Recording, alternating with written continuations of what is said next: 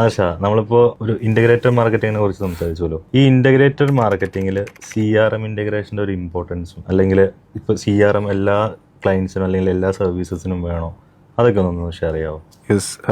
CRM software അല്ലെങ്കിൽ tool use ചെയ്യാന്ന് പറയുന്നത് ഇന്ന് ഭയങ്കര എസെൻഷ്യൽ ആയിട്ടുള്ളൊരു പാർട്ടാണ്. മാർക്കറ്റിംഗ് ചെയ്യുന്നുണ്ടെങ്കിൽ CRM മസ്റ്റായിട്ടും വേണം. അതുകൊണ്ടുള്ള ബെനിഫിറ്റ് എന്താണെന്ന് ചോദിച്ചു കഴിഞ്ഞാൽ, നമുക്ക് ഓരോ ലീഡ്സും നമ്മൾക്ക് വന്നിട്ടുള്ള ലീഡ്സിനെ നമുക്ക് കാറ്റഗറൈസ് ചെയ്യാൻ പറ്റും.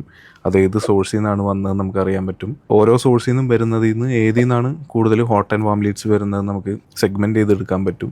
സെയിൽസ് എക്സിക്യൂട്ടീവ്സിനോട് കറക്റ്റ് ആയിട്ട് നമുക്ക് അസൈൻ ചെയ്യാൻ പറ്റും. അവരുടെ അണ്ടറിൽ എത്ര ഫോളോ അപ്സ് പെൻഡിങ് ഉണ്ട്, എത്ര പേര് അവർ വിളിച്ചു, അതിൽ നിന്ന് എത്ര ക്വാളിഫൈഡ് ലീഡ്സ് അവർക്ക് ജനറേറ്റ് ചെയ്യാൻ പറ്റി. ഇങ്ങനെയുള്ള എല്ലാ കാര്യങ്ങളും പ്രോപ്പർ ട്രാക്കിങ്ങിലൂടെ നമുക്കൊരു CRM ടൂളിലൂടെ ഒരു ബിസിനസ്സിനെ ഇംപ്ലിമെന്റ് ചെയ്തെടുക്കാൻ പറ്റും. അതുകൊണ്ട് വേറൊരു ബെനിഫിറ്റും കൂടി എന്താണെന്ന് വെച്ചാൽ, നമുക്ക് ആ ഒരു ടൂളിൽ നിന്ന് തന്നെ നമുക്ക് hot and warm leads categorise ചെയ്ത് എക്സ്പോർട്ട് ചെയ്തെടുക്കാൻ പറ്റും. ഈ എക്സ്പോർട്ട് ചെയ്ത ലീഡ്സിനെ നമുക്ക് വീണ്ടും മെറ്റയിലോട്ട് ഒരു കസ്റ്റമർ ലിസ്റ്റ് ആക്കി നമുക്ക് അപ്ലോഡ് ചെയ്ത് കൊടുത്തുകൊണ്ട് ഒരു റീമാർക്കറ്റിംഗോ അല്ലെങ്കിൽ ലുക്ക് ലൈക്ക് ഓഡിയൻസിനോ അങ്ങനെയുള്ള എക്സ്പാൻഷൻസും നമുക്ക് ചെയ്യാൻ പറ്റും.